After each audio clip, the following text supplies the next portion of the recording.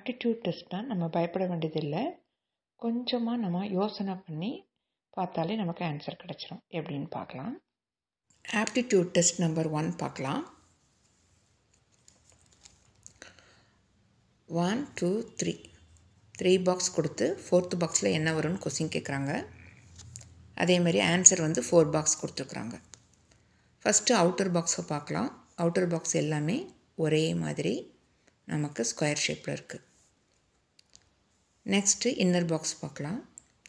Inner box பார்த்திங்கன்னா 1 2 3 4 5 6 sides இருக்குது. Second பாக்ஸில் 1 2 3 4 5 சைட்ஸ் இருக்குது. தேர்ட் பாக்ஸில் 1 2 3 4 சைட்ஸ் இருக்குது. அப்போ 4th பாக்ஸில் கண்டிப்பாக 3 சைட்ஸ் தான் இருக்கணும். ஏன்னா நம்பர் ரெடியூஸ் ஆகிட்டு இருக்குது. 6 சைட்ஸு, 5 சைட்ஸு, 4 சைட்ஸு, அப்போ 3 சைட்ஸு. அப்போ 3 சைடு உள்ள ஆன்சர் எது இருக்குதுன்னு பார்த்தீங்கன்னா ஏயும் சியும். பி சர்க்குலர் இருக்குது, டி பார்த்திங்கன்னா ரெக்டாங்குலர் இருக்குது. அதனால் இது 4 சைட்ஸாக இருக்கிறதுனால இது 2 தான் ஆன்சர் 3 சைட்ஸ் இருக்கிறதுல. அப்போ ஏயா சியா அப்படின்னா நெக்ஸ்ட்டு உள்ளதை பார்க்கலாம்.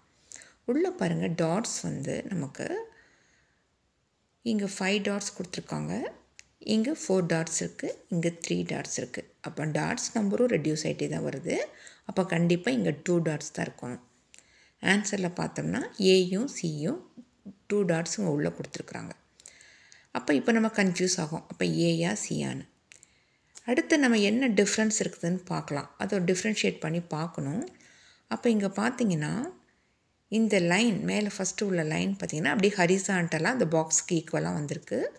செகண்டில் பார்த்திங்க அப்படின்னா இங்கே நமக்கு ட்ரையாங்கிள் ஷேப் வந்திருக்கு. இங்கே பார்த்திங்க அப்படின்னா இங்கே இது ஆங்கிள் மாதிரி கொடுத்துக்குறாங்க. இங்கே பார்த்திங்கன்னா நமக்கு அதே மாதிரி உங்களுக்கு நார்மலாக ஃபஸ்ட்டில் இருக்கிற மாதிரி இங்கே தேர்டில் உள்ளதும் வந்திருக்குது. அப்போ 4th உள்ளது ஆங்கிள் மாதிரி வரணும். இப்போ ஆங்கிள் மாதிரி எந்த ட்ரையாங்கிள் வந்திருக்கு? இந்த ட்ரையாங்கிள் தான் ஆங்கிள் மாதிரி வந்திருக்கு. அதனால் இந்த ட்ரையாங்கிள் ஏ ஆன்சர் கிடையாது, நமக்கு சி தான் ஆன்சர். இந்த மாதிரி ஈஸியாக நம்ம ஆப்டிடியூட் டெஸ்ட்டுக்கு நம்ம ஆன்சர் பண்ணலாம். இது மாதிரி நம்ம டெய்லியும் ஒரு கொஸ்டின் பார்க்கலாம்.